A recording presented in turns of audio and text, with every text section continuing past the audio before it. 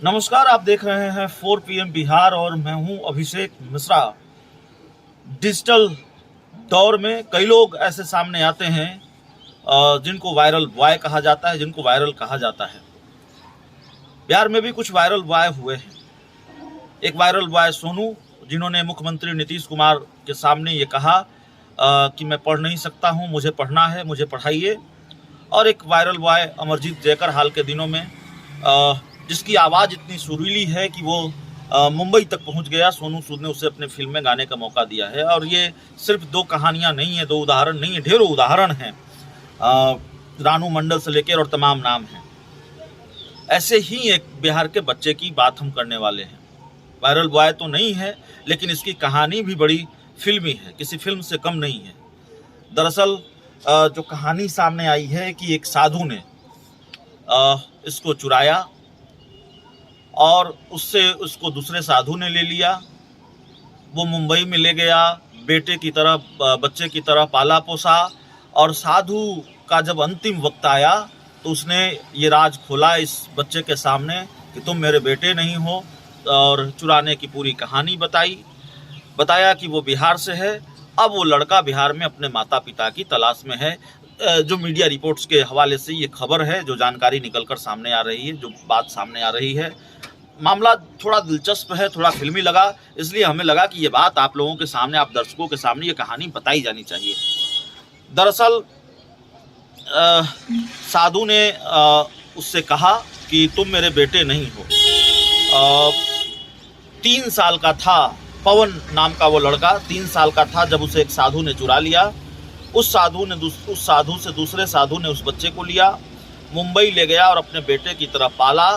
और मरने के कुछ वक्त पहले साधु ने चुराने का राज खोला। साधु ने कहा तुम मेरे बेटे नहीं हो। आज से लगभग 15 साल पहले बिहार के पूर्वी चंपारण मोतिहारी जिले के अरेराज धाम से तुम चोरी किए गए थे।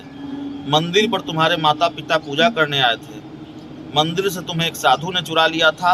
उस समय तुम्हारी उम्र 3 साल थी। उस साधु से मैंने तुम्हें ले लिया, मुंबई लेकर चला आया और तुम्हें अपने बेटे की तरह रख लिया। लेकिन अब मैं इस दुनिया से जा रहा हूँ तो सोचा कि तुम्हें सच्चाई बता दूँ। जब साधु ने ये कहानी बताई लड़के को, बच्चे को, उसकी बेचैनी बढ़ी। उसे उसके अंदर माता पिता, अपने माता पिता, सही असली माता पिता को तलाशने की बेचैनी बढ़ी।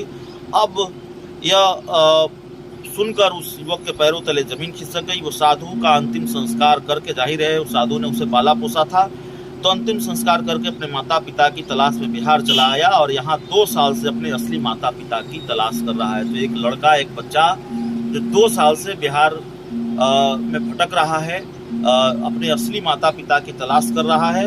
और इस समय वो छपरा के तरैया गाँव में है। युवक का नाम पवन है और उसकी उम्र 18 साल है। तो 18 साल का वो लड़का हो चुका है और माता पिता उसके मिले नहीं हैं।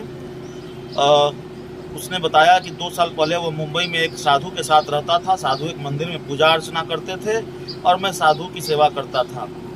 और माँ के बारे में पूछा, पवन ने बताया कि साधु उसे अपना बेटा बताते थे। और जब मैंने उसे अपनी माँ के बारे में पूछा तो उसने कहा कि उसकी मौत हो गई है। इसके बाद मैंने कभी सवाल नहीं किया। दिसंबर 2021 में साधु बीमार पड़ गए। तब उन्होंने मुझे अपने पास बुलाया। उन्होंने मेरी चोरी किए जाने की कहानी बताई और पता देकर कहा कि वहाँ जाओ, तुम्हारे असली माँ बाप वहीं मिलेंगे। रोते हुए पवन ने बताया है कि मेरा असली नाम क्या है मुझे नहीं पता, लेकिन मेरा नाम साधु बाबा ने पवन रखा है। और मरते वक्त उन्होंने कहा कि तुम्हारे माता पिता बिहार में आज कहीं जरूर होंगे। वैसे मैंने बताया छपरा के तरैया में है साधु। तो जाहिर तौर पर बात कितनी सही है।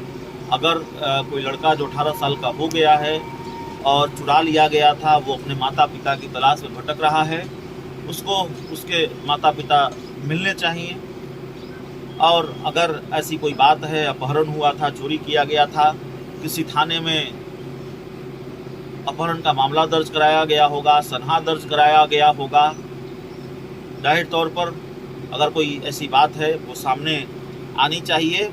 और पवन की कहानी दिलचस्प इसलिए भी है कि वो हर मंदिर, मस्जिद, चर्च या कोई भी पूजा स्थल है वहाँ माथा टेकता है और भगवान से प्रयास करता है कि मुझे मेरे माता पिता से मिलवा दिया जाए। तो बड़ी दिलचस्प कहानी है पवन की। और पवन को माता पिता उसके मिल जाएं, ये हम लोग भी कामना करेंगे। और बड़ी अजीबोगरीब ये घटना है। पवन इस वक्त छपरा के तरिया में है, ये भी हमने आपको बताया है। तो कई बार इस तरह की कहानियाँ भी हम लोगों के सामने आती हैं और जो हम आप दर्शकों के सामने रखते हैं।